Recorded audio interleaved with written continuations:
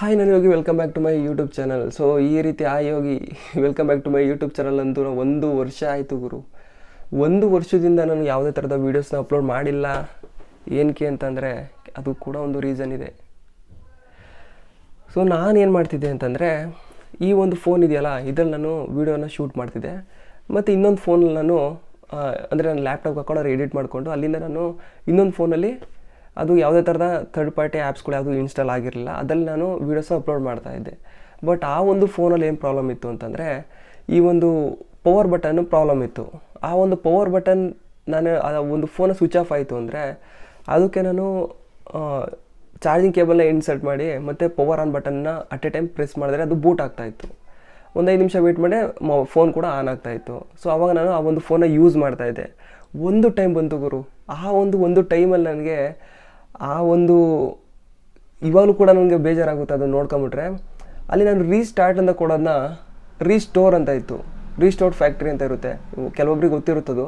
ಅದನ್ನು ಕೊಟ್ಬಿಟ್ರೆ ಆ ಒಂದು ಫೋನ್ ಕಂಪ್ಲೀಟಾಗಿ ಅದರಲ್ಲಿರೋ ಡೇಟಾ ಪೂರ್ತಿ ಎರೇಜ್ ಆಗೋಗ್ಬಿಡುತ್ತೆ. ಏನಕ್ಕೆ ಅಂದರೆ ನಾನು ಪವರ್ ಬಟನ್ ಅಪ್ಪು ಮತ್ತು ಡೌನ್ ಇರುತ್ತಲ್ಲ, ಅಷ್ಟು ಮಾತ್ರ ನಾವು ವರ್ಕ್ ಮಾಡೋಕ್ಕಾಗೋದು, ಟಚ್ಚಲ್ಲೂ ವರ್ಕ್ ಆಗೋಲ್ಲ. ಬೈ ಮಿಸ್ಸಾಗಿ ನಾನು ಆ ರೀತಿ ಕೊಟ್ಟಿದ್ದೆ. ಅದೇನಾಯ್ತು, ಎಲ್ಲ ಗೂಗಲ್ ಅಕೌಂಟ್ಸ್ ಎಲ್ಲ ವ್ಯಾನಿಷ್ ಆಗೋಯ್ತು.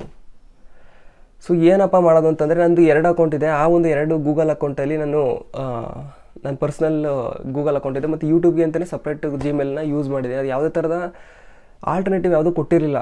ಏನಕ್ಕೆ ಅಂದರೆ ಪ್ರಾಬ್ಲಮ್ ಆಗ್ತವೆ. ನಂದು ಮೇನ್ ಅಕೌಂಟ್ ಏನಾದರೂ ಪ್ರಾಬ್ಲಮ್ ಆಯಿತು ಅಂದರೆ ಅದರಿಂದ ನನ್ನ ಯೂಟ್ಯೂಬ್ ಚಾನಲ್ ಕೂಡ ಪ್ರಾಬ್ಲಮ್ ಆಗ್ಬೋದು ಅಂತ. ಬಟ್ ಅದಕ್ಕೆ ಒಂದು ಸಪ್ರೇಟ್ ಇಕ್ಕಿದೆ, ಯಾವುದೇ ಥರದ ಆಲ್ಟರ್ನೇಟಿವ್ ಫೋನ್ ನಂಬರ್ ಏನೂ ಇಲ್ಲ, ಆ ರೀತಿ ಕೊಟ್ಬಿಟ್ಟಿದ್ದೆ. ಆ ಒಂದು ಫೋನಿಂದ ಎಲ್ಲದೂ ಪ್ರಾಬ್ಲಮ್ ಆಗೋಯ್ತು, ಲಾಗೌಟ್ ಆಯಿತು. ಯೂಟ್ಯೂಬ್ ಬೇರೆ ಸರ್ಚ್ ಮಾಡಿ ಸಿಗುತ್ತೆ. ನಾನು ವೀಡಿಯೋಸ್ನ ಅಪ್ಲೋಡ್ ಮಾಡಬೇಕು ಅಂತಂದರೆ ಆ ಒಂದು ಯೂಸರ್ ಐ ಡಿ ಪಾಸ್ವರ್ಡ್ ಎಲ್ಲ ಇರಬೇಕು. ಆದರೆ ನಂದು ಅದೃಷ್ಟ ಅಂತಲೇ ಹೇಳ್ಬೋದು, ರೀಸೆಂಟಾಗಿ ನಾನೊಂದು ಡೈರಿ ಸಿಕ್ತು.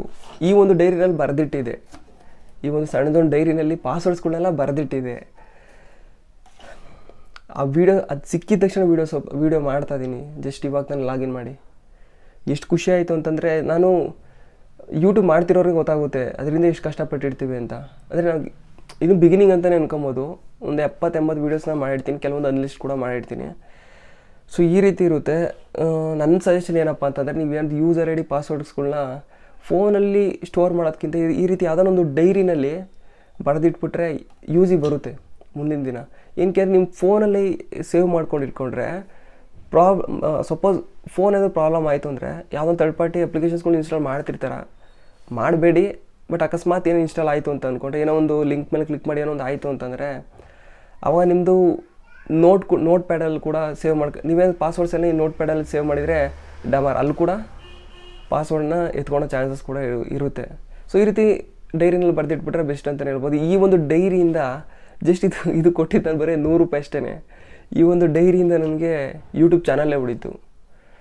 ಸೊ ಇನ್ನು ಮುಂದೆ ವೀಡಿಯೋಸ್ಗಳು ಮಾಡ್ತಾಯಿರ್ತೀನಿ. ಸೊ ನೀವು ಹಾಗೆ ಅದೇ ರೀತಿ ಸಪೋರ್ಟ್ ಮಾಡ್ತಾರೆ ಅಂತ ಹೇಳ್ತಾ ಸಿಗೋಣ, ಹೀಗೆ ಸಿಗ್ತಾ ಇರೋಣ.